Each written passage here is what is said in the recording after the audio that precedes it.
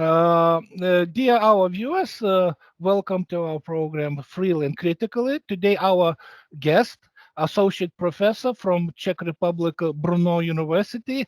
Assistant professor. Assistant professor only. Only assistant professor, but a political science expert, Werner Binder, and as always, my colleague, Professor Gintautas Mažeikis. And today we're going to talk about polarization in Germany with a comparison with the Czech Republic. As I understand, we have in Germany now two different polarizations. One polarization is in terms of Ukraine, pacifism, pacifistic attitudes in Germany, and militaristic help for Ukraine.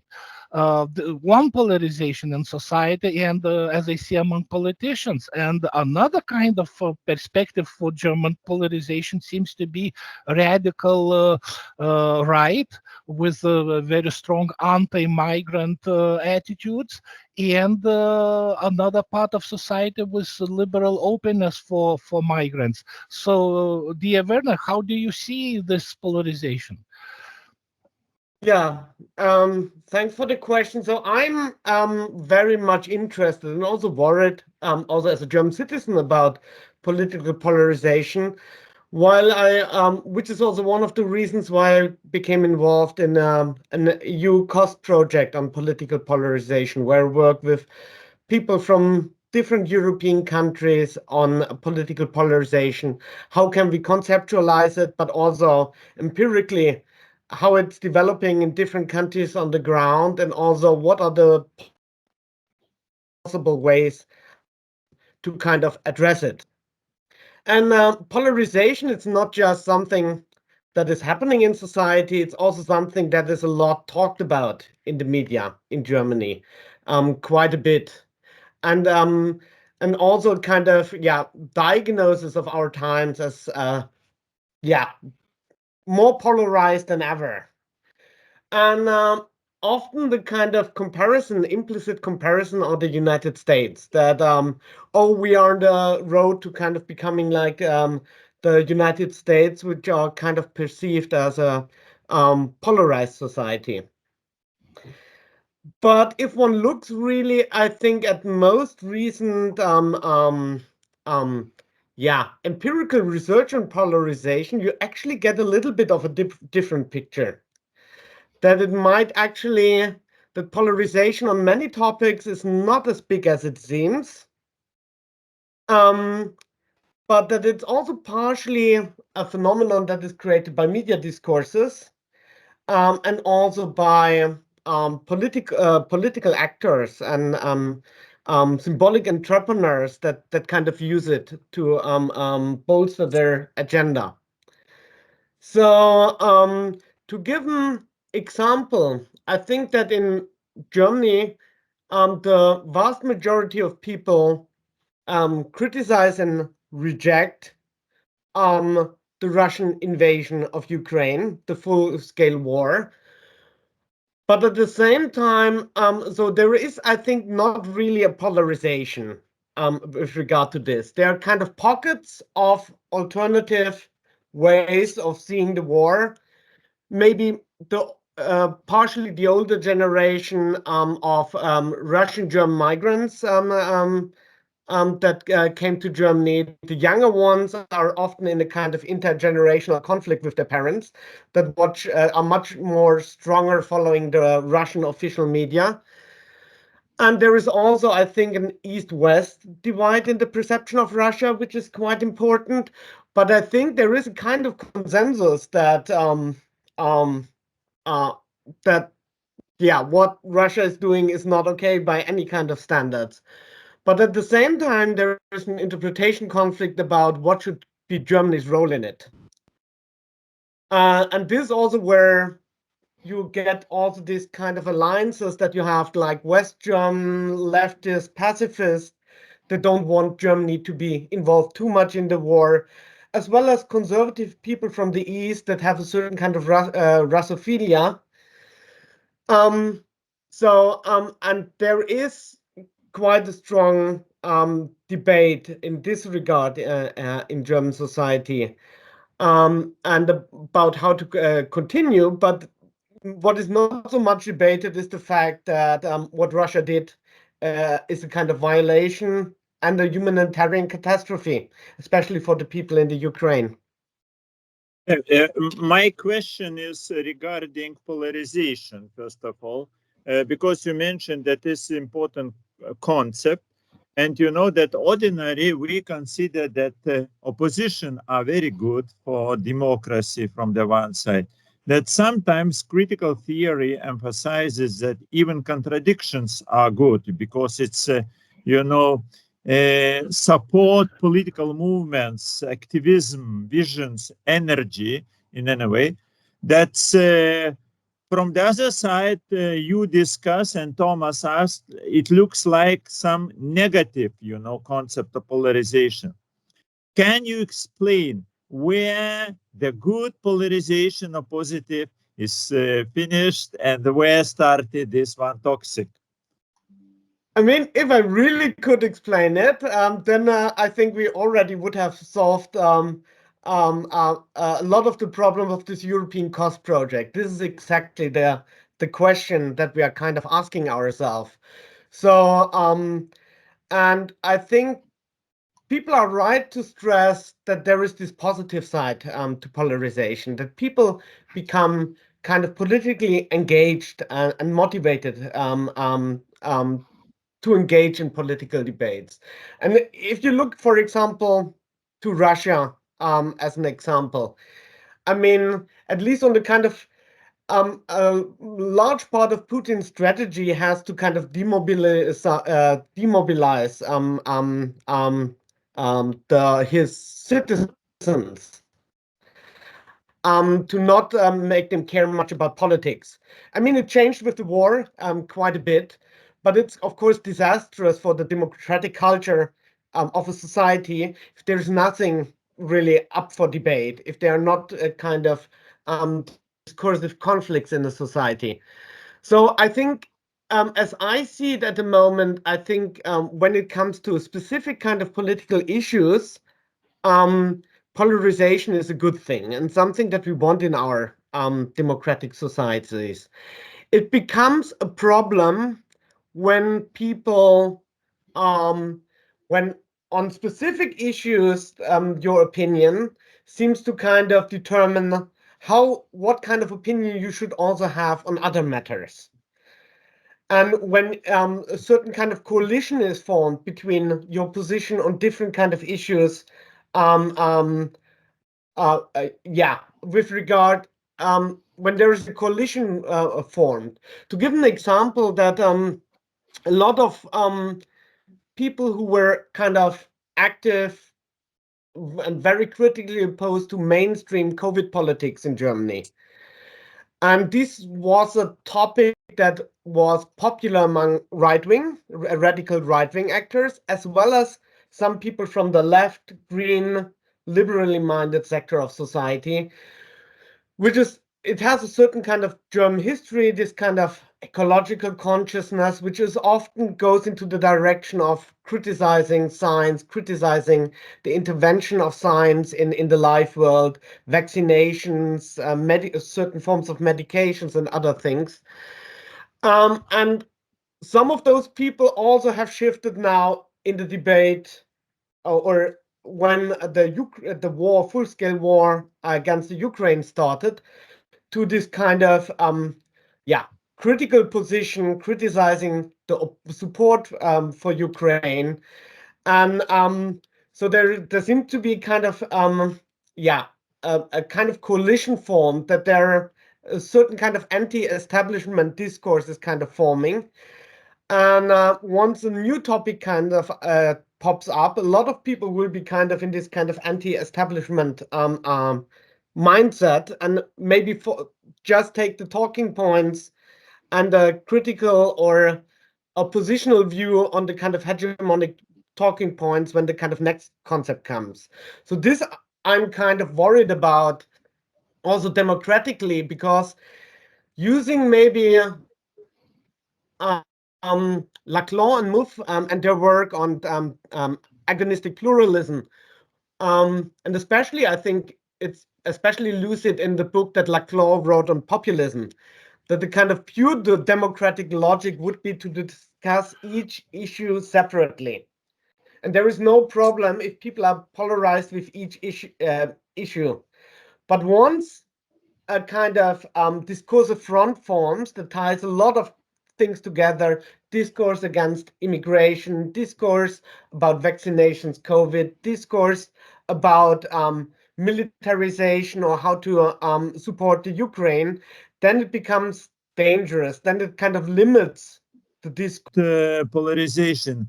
When this polarization is becomes problem and when it's very positive, because democracy presupposes alternatives, different positions, discussions. Even sometimes we discuss about usefulness of contradiction because it's inspire people, gives energy, put forward. And from the other side, now we hear more and more that polarization means something, threat for society and even for political, stability of the country. What's your opinion about polarization? What does it mean?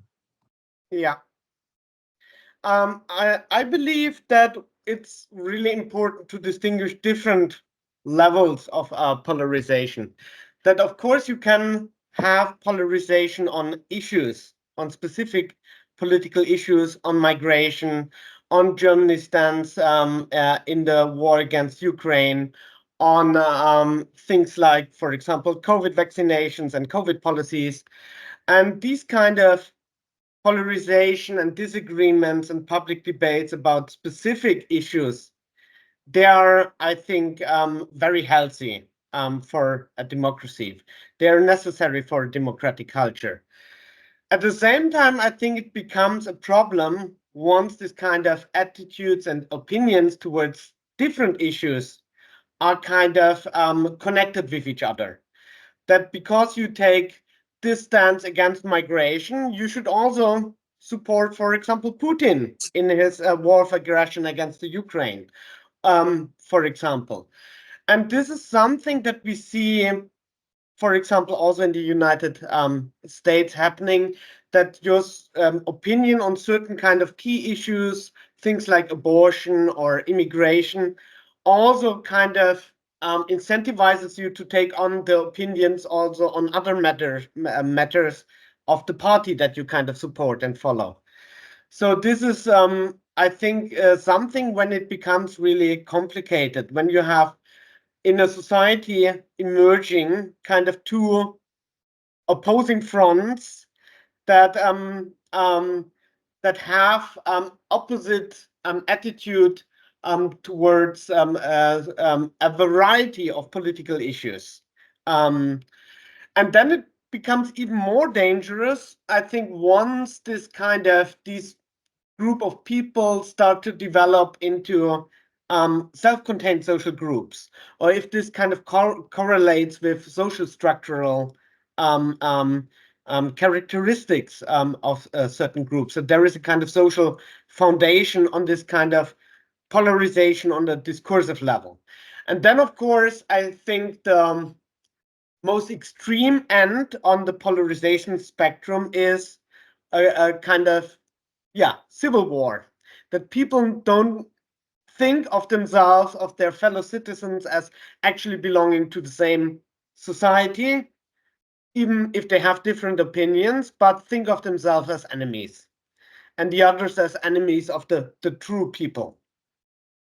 And this is really something that I'm worried about.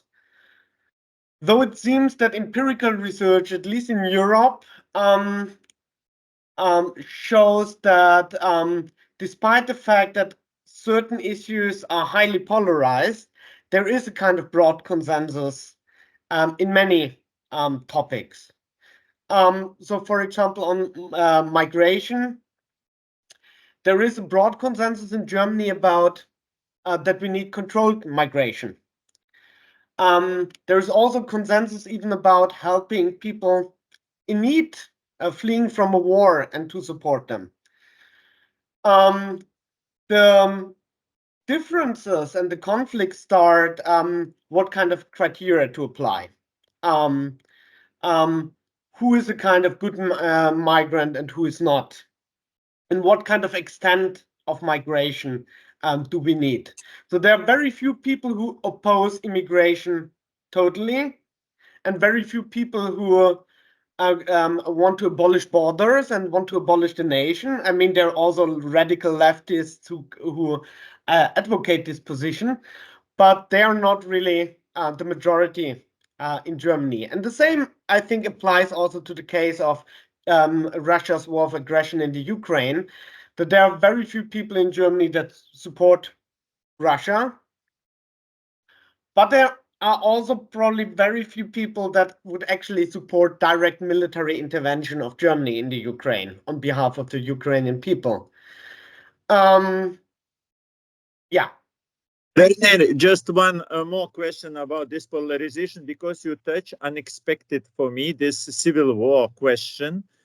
Yeah, and I know discussed with some Ukrainians and Russian opposition about possibilities of civil war in Russia, and we describe Russian situation as latent civil war, while on the borders with Ukraine, they have the cases of real civil war, because for Russian battalions, real Russian citizens fights against Russia in Belgorod district now, you know, and even Putin today recognized that there are approximately 2,500 people who fights against Russians, who fights against Russians. It's growth per year.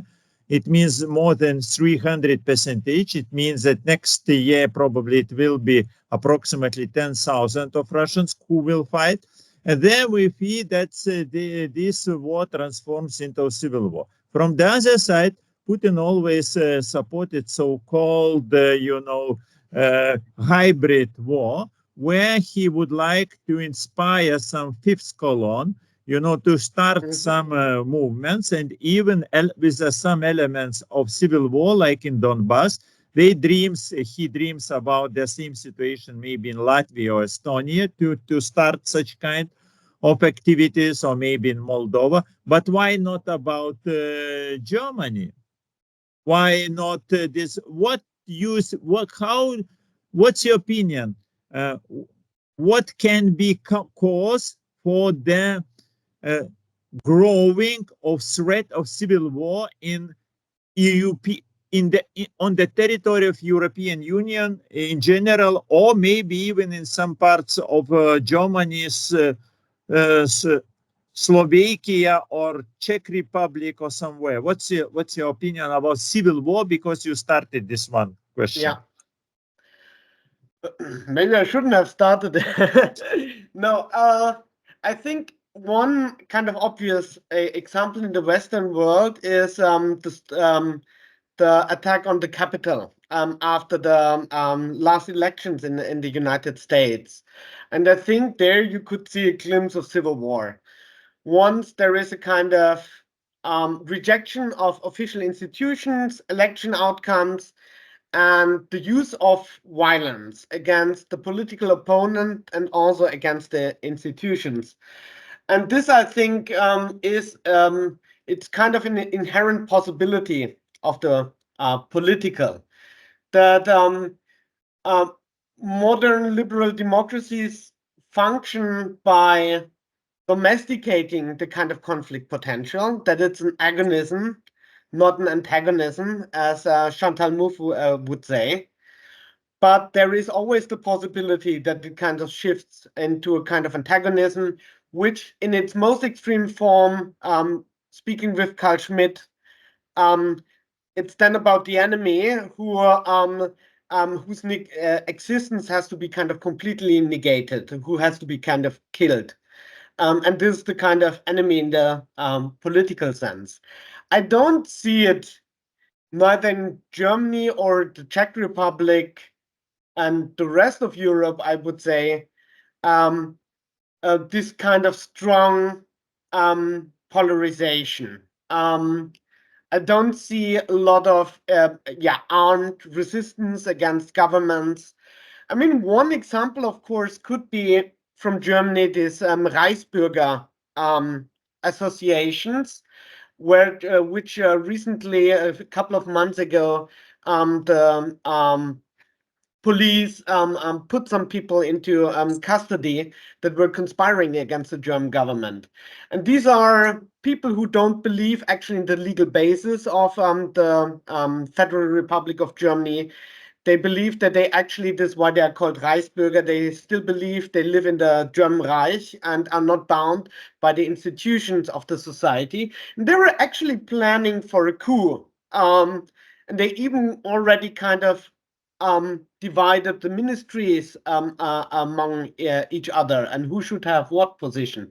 But these people are kind of crazy by contemporary standards.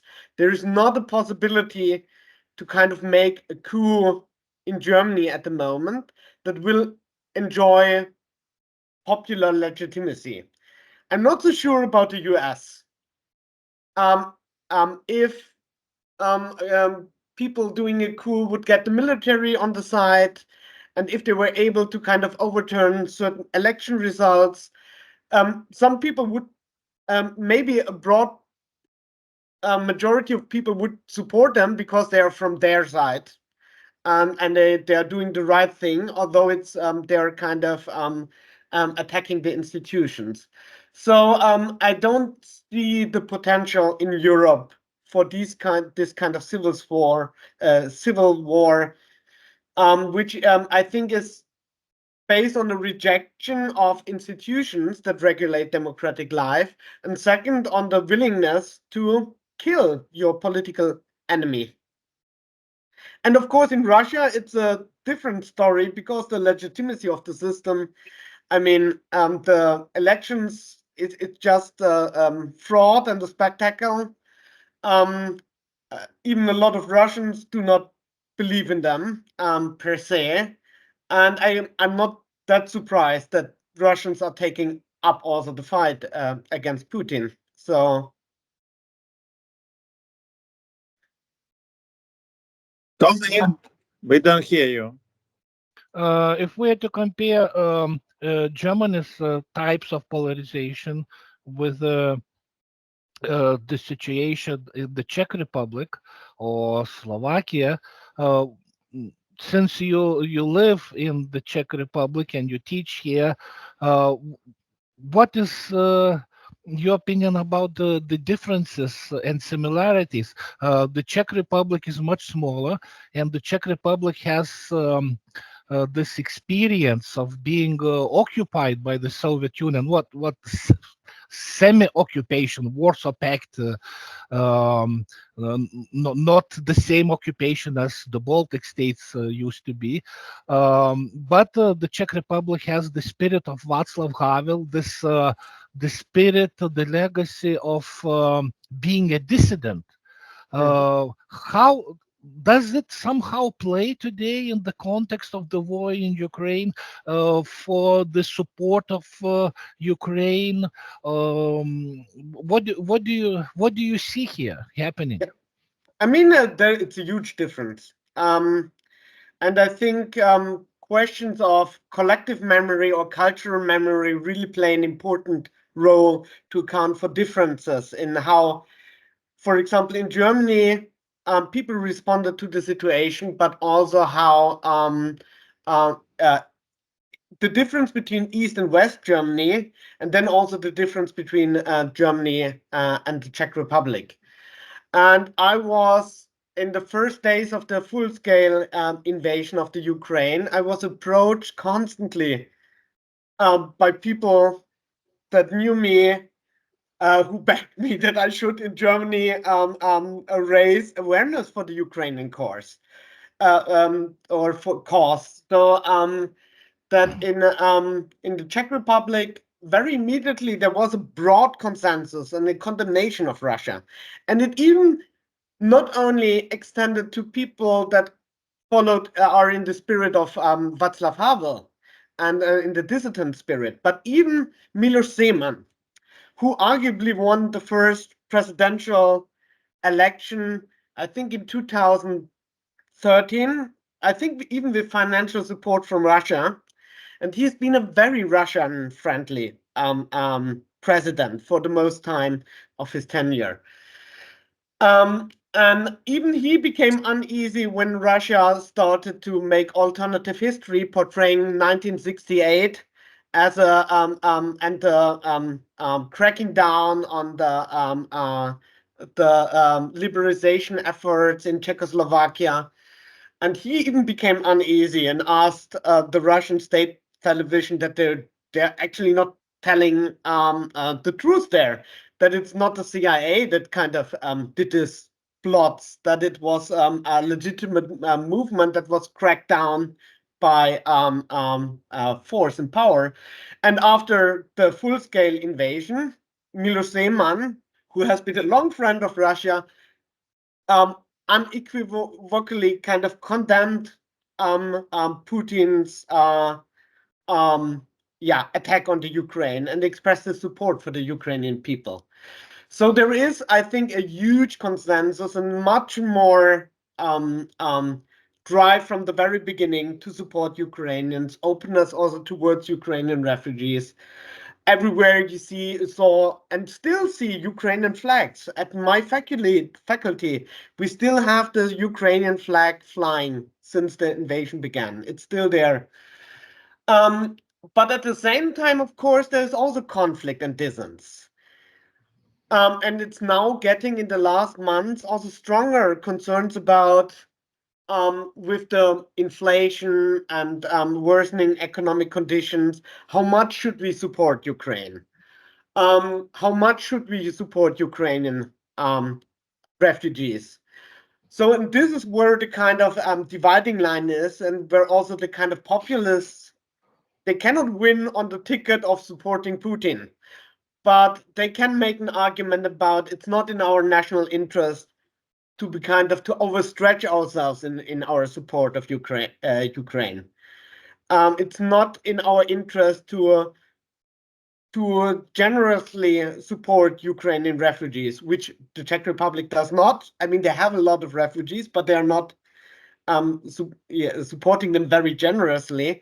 So I think, yeah, but in comparison to Germany, it was really very different. That in Germany, very much confusion in the beginning of the first weeks, very hesitant, the German government to taking, really clear stance in the conflict.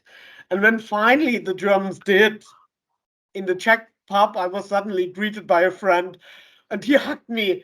So glad that you are on our side, that the Germany is with us, with the Czech Republic. And it's, of course, of the experience that the Czechs had being in the Soviet sphere of influence, being liberated by the Soviets, and then also the 1968, the Prague Spring that was squashed with the military backing of the Soviet Union. And what is perhaps for me the most surprising thing is you would also expect in Eastern Germany such a sentiment, but that's not the case. Absolutely not. That in Eastern Germany seems to be quite a lot of Russophilia is there. And this was something, because I also not only live in the Czech Republic where I teach, but I also live here close to Dresden with my family, where also Putin was stationed in the 1980s. And a lot of Dresdeners still kind of remember fondly or think of Putin fondly as someone who speaks German, who knows Dresden. And this was really the most puzzling thing that, and you experience it here in interactions with people, that they are very critical towards the official stance of Germany in the war and the support for Ukraine. On a very flimsy basis, they don't know much about Russia. They had Russian in school. They have a certain attachment to Russian culture. And it's maybe because of the reason that I stated before. and you have this also with the issue of migration and the issue of COVID. It was much more polarized in the East. And people are so accustomed to take this kind of anti-governmental oppositional attitude, dissident attitude, one might even call it, that people were easy to kind of flip towards this kind of more pro-Putin discourses. You have to understand Russia. Oh, all those Ukrainian refugees, see what big cars they drive when they come here. Are they even kind of real refugees and things like this? This is something that you hear in the east of Germany quite a bit, and much more than in Western Germany, for example. There is still the wall in our heads, as we kind of call it in Germany. And there is, of course, also in the West, the strong criticism of the government support of Ukraine, but it's mainly motivated by this pacifist. Yeah, Werner, it's nice that you mentioned it. You touched the question of pacifism here.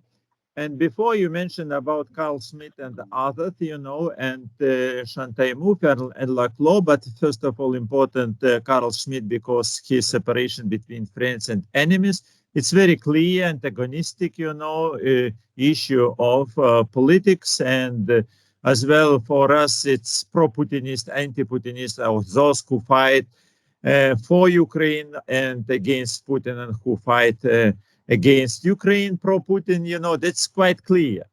But in the Europe, we see the third camp, it's pacifism. Pacifism as something different. It's not so simple, that it's not binary logic, as a minimum triple logic, It's probably more, but at least triple logic. And this even so-called camp of pacifists consists from different forces as well. They are not the same. They are quite different. It looks like that pacifism sometimes can be used, as some instrument for manipulation, and as well, it looks like for instrument of and from the other side is populism as well, very big populism. I am for peace, a peacemaker. It means you should accept me. You're so nice, pretty, and good, and so on. What is your opinion in your picture of polarization? What does mean this peacemaking, peace demanding? Is it the element of polarization or something different? It's a very good question, and I think it's not really. Yeah, as you said, it seems it's a third element that kind of comes into play here. Though it might be in Germany, there are not many pro-Putinists. So in a certain way, in the kind of critical camp, it might actually play a more important role than explicit kind of pro-Putin voices, which you have very few, and even the kind of populist kind of refrain.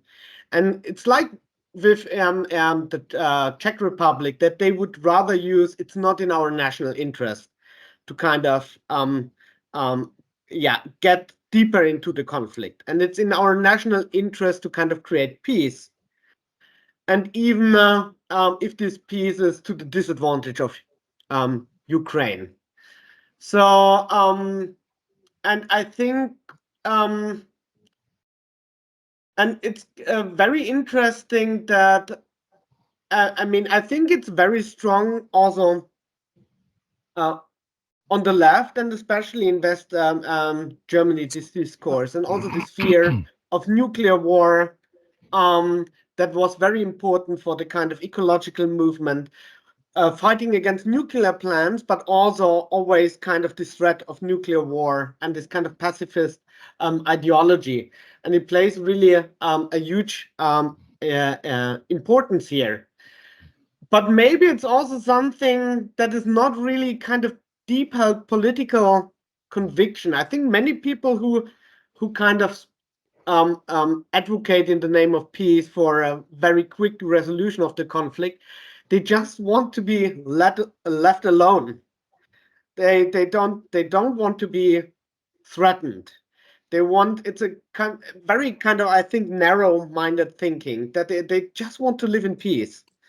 Ein bisschen Frieden, peace for everyone, even if it comes at the expense of the Ukraine. So, and I think that this is very attractive for many people in Germany, that a peace would benefit them. It would put them kind of at ease. They could sleep better. They would not have to be afraid of nuclear bombs dropping on Germany. But there is, of course, I mean, a danger that in a certain way it's this three triangle that you kind of made up.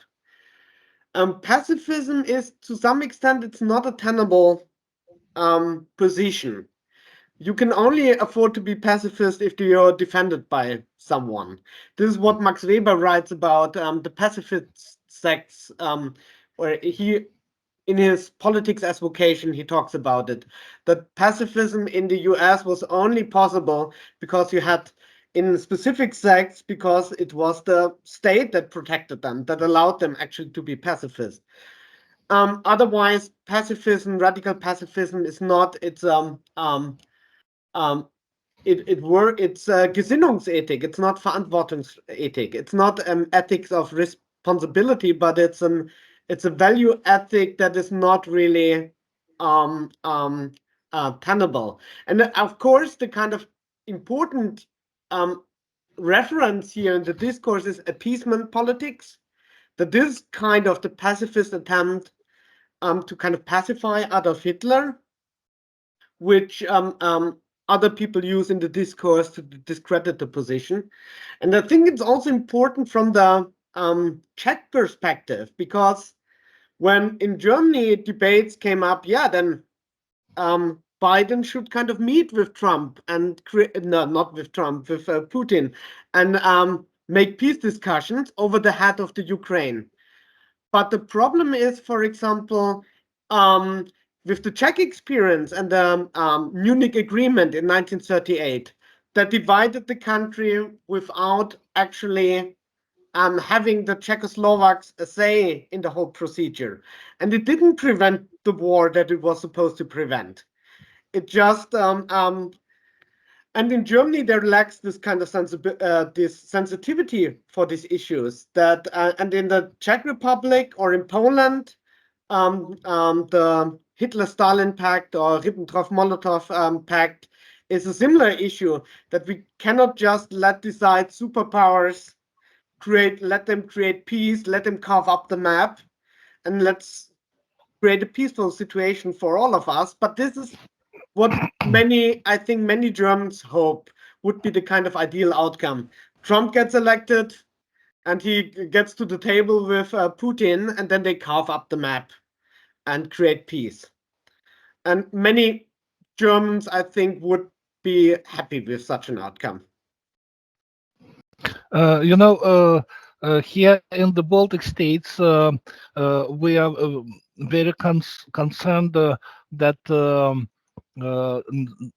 certain military troops of other NATO countries would be permanently located in Lithuania, not to wait till we're liberated by NATO members after the invasion, which was the case.